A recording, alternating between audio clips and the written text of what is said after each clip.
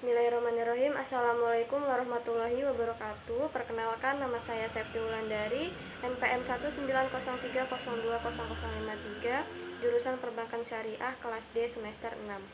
Baiklah, di sini saya akan memberi kesimpulan dari materi kelompok 5, yaitu manajemen portofolio serta menjawab pertanyaan. Yang pertama ada investor individu vs investor institusional. Jadi investor individu itu terdiri dari individu-individu yang melakukan aktivitas investasi, sedangkan investor institusional itu terdiri dari perusahaan-perusahaan asuransi, lembaga penyimpanan dana, lembaga dana pensiun, maupun perusahaan investasi. Perbedaan utama investor individu dengan investor institusional terletak pada tujuan, hambatan, dan pilihan terutama dari sudut pandang kepentingan investor. Yang kedua ada sikap investor terhadap resiko. Yang pertama ada investor konservatif yang risk averse atau menjauhi resiko, yaitu investor yang satu ini memiliki kecenderungan untuk melakukan investasi dengan keuntungan yang layak dan sesuai. Yang kedua ada investor agresif yang risk seeker atau toleran dengan terhadap resiko, yaitu investor yang mencari imbal hasil yang tinggi. Yang ketiga ada investor moderat yang risk neutral atau netral terhadap resiko, yaitu investor yang selalu mencari proporsi yang seimbang antara resiko yang mungkin terjadi dengan pendapatan yang diterima. Yang ketiga ada kebijakan investasi. Kebijakan investasi adalah keputusan keuangan atau financial decision tentang aktiva mana yang harus dibeli perusahaan. Yang keempat ada implementasi strategi investasi.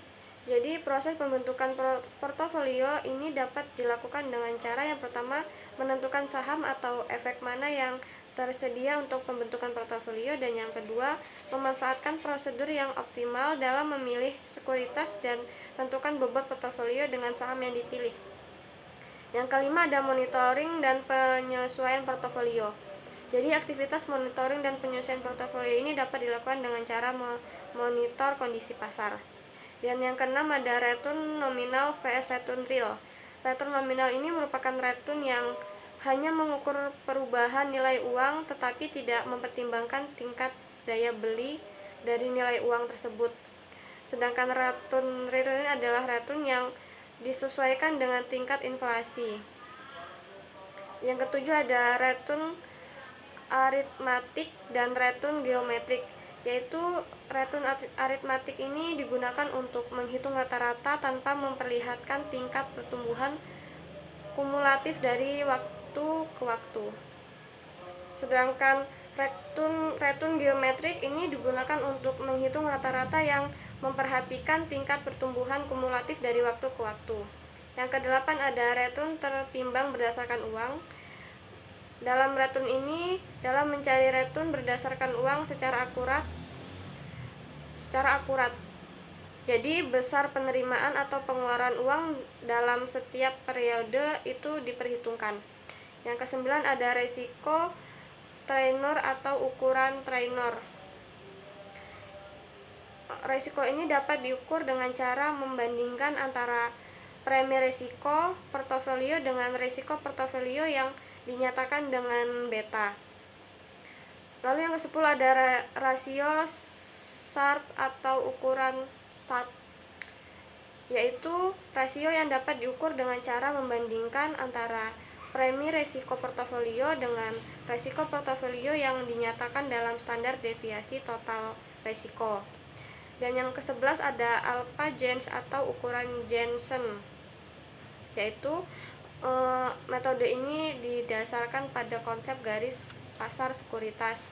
Dan yang terakhir ada rasio appraisal atau information. Rasio ini merupakan rasio yang membagi alfa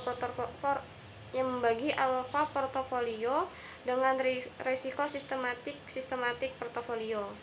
Sekian kesimpulan yang dapat saya sampaikan dari materi kelompok 5, dan selanjutnya saya akan menjawab 3 pertanyaan. Yang pertama, pertanyaan dari Mbak Vidya, yaitu apa saja komponen utama dari return. Jadi komponen utama dari return itu terdiri dari dua, yaitu current income dan capital gain. Current income atau pendapatan lancar ini merupakan keuntungan yang diperoleh melalui pembayaran bersifat periodik seperti pembayaran bunga deposito, bunga obligasi, dan lain-lain. Sedangkan capital gain atau keuntungan selisih harga ini merupakan keuntungan yang diperoleh dari selisih nilai investasi pada saat ini dengan nilai investasi yang ditanamkan pada harga periodik yang lalu. Yang pertanyaan kedua dari Mbak Mega, yaitu bagaimana sikap investor yang akan averse dalam menentukan alternatif investasi yang akan dilakukan olehnya. Menurut saya setuju, karena semakin besar investasi maka semakin besar pula tingkat resiko yang harus dipertimbangkan. Dan yang pertanyaan terakhir dari Mbak Lutfi, yaitu apakah keputusan investasi berpengaruh terhadap nilai perusahaan melalui kebijakan dividen? Jadi keputusan investasi itu berpengaruh positif signifikan terhadap kebijakan dividen, karena semakin tinggi keputusan investasi maka terjadi kecenderungan perusahaan akan membagikan dividennya yang semakin lebih besar. Begitu. Mungkin sekian yang dapat saya sampaikan. Saya akhiri. Wassalamualaikum warahmatullahi wabarakatuh.